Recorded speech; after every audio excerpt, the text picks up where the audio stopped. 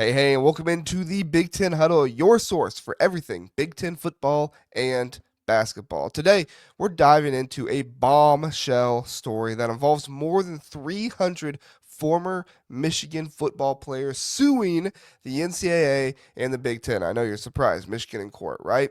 But here's the kicker. This lawsuit might be part of a larger strategy for Michigan to delegitimize the NCAA completely. Stick around because this is one of the more one of a story that is more than just about NIL's rights. It's about power and who controls the future of college football. So what's going on here, right? Back in September, way back when in September, over 300 former Michigan football players filed a lawsuit against the NCAA in the Big Ten. Some big names involved are guys like Denard Robinson, Braylon Edwards, Michael Martin, and Sean Crabble. They're suing over the use of name, image, and likeness. That's right, NIL, without their permission. These players are claiming that for years, their game footage, highlights, everything, even their likeness and merchandise have been used without giving them any type of compensation. And now they want their fair share, or at least what they deem to be their fair share. The lawsuit is a big deal. Over 340 former players have joined, including some of Michigan's all-time greats, Anthony Carter, Jarrett Irons. I mean, the list goes on and on. I mean, you keep naming guys for a long time. There's over 300 of them, right? These former Wolverines argue that the NCAA and the Big Ten have been making money off their performances for decades, especially through networks like the Big Ten Network that consistently rebroadcast old games, which I love, by the way. I love the Big Ten game in 60 minutes or less. That's fantastic.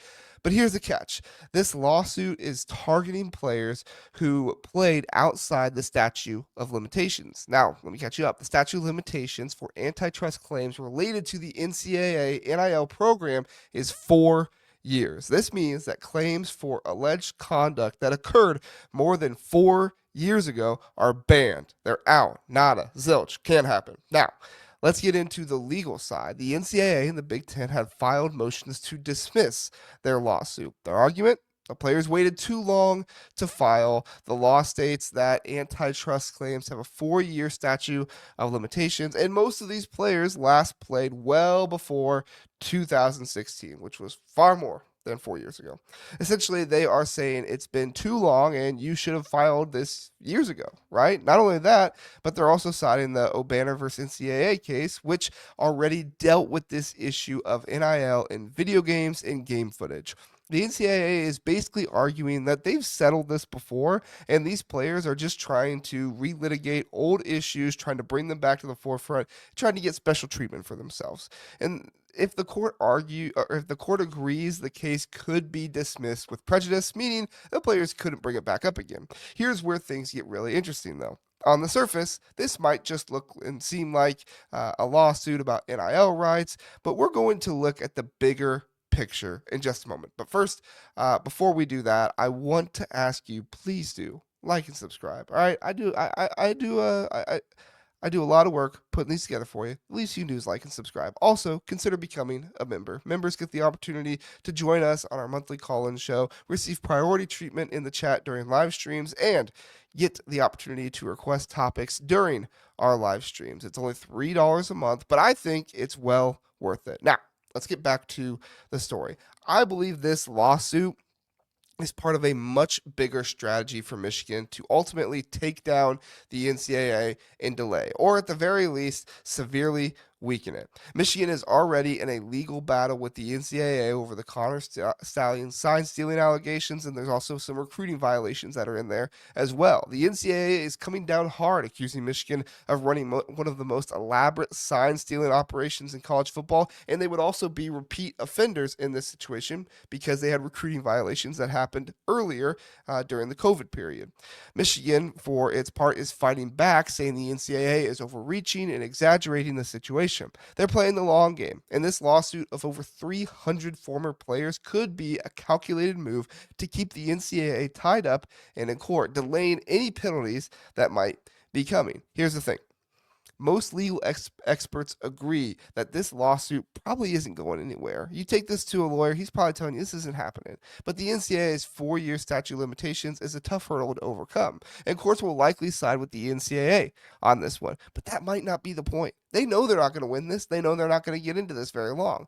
So what's the point? Michigan knows that even if the lawsuit doesn't succeed, it's still serving a bigger purpose. By filing this lawsuit, Michigan is keeping the NCAA busy. Michigan is continuing to delegitimize the NCAA. Every hour spent defending this case is one less hour they have to focus on the Connor Stallions investigation. And let's not forget, this is all happening at a time when the NCAA's authority is being challenged on multiple fronts. They are going to court and losing multiple times, whether it's NIL, the transfer portal, recruiting violations, on and on and on and on and on. So while this lawsuit might not result in a big payout for former players, it's part of a broader strategy to delay, and delegitimize the NCAA. The longer this lawsuit drags out, the more resources the NCAA has to commit to fighting it, and that could mean delays in penalties that are coming for Michigan's current football program over the sign stealing allegations. So what's next? What does this mean for the future of college sports? Michigan seems to be positioning themselves as a school willing to fight the NCAA at every turn. Jim Harbaugh started it. It's something that has gone on ever since then. And this isn't just about money. It's about power. The NCAA has long held control over college athletics, but we're starting to see cracks in the foundation. Could the Big Ten and the SEC band together, start something on their own? Between NIL lawsuits, conference realignments, and legal battles like this one, the NCAA's grip on college sports, and specifically college football, is quite frankly weakening. Michigan, one of the most storied programs in the country, and at the forefront of this rebellion. Whether it's the lawsuit from former players or the current battle over the sign stealing allegations, Michigan is showing that it's not afraid to take on the NCAA. And who knows? If enough schools follow suit and they start suing the NCAA, they start taking them to court, doing different things like that, we could be looking at the end of the NCAA as we know it. I think it's coming, whether we like it or not, whether we know it or not. It's just not about if it's happening, it's about when it's happening. In the end, this lawsuit of over 300 former Michigan players is about more than just NIL rights. It's about sending a message to the NCAA, to the Big Ten, and to the entire college football landscape. Michigan is playing the long game. And even though their lawsuit might not succeed, it's part of a much larger strategy to keep the NCAA on the defensive. Will it work for them? Is it going to work out? Are they going to be able to delay enough? You let me know. We'll just have to wait and see. What do you think? Is it a smart move by Michigan? Do you think the NCAA days are numbered? Or you just like totally disagree with me? You're like, JR, you're completely wackadoodle, crazy, don't agree with you at all. Let me know in the comments below. And as always, thanks for watching the Big Ten Huddle, your home for all things Big Ten football and basketball. Don't forget to like and subscribe and consider joining us as a member for exclusive perks here on YouTube. We'll see you next time right here on the Big Ten Huddle.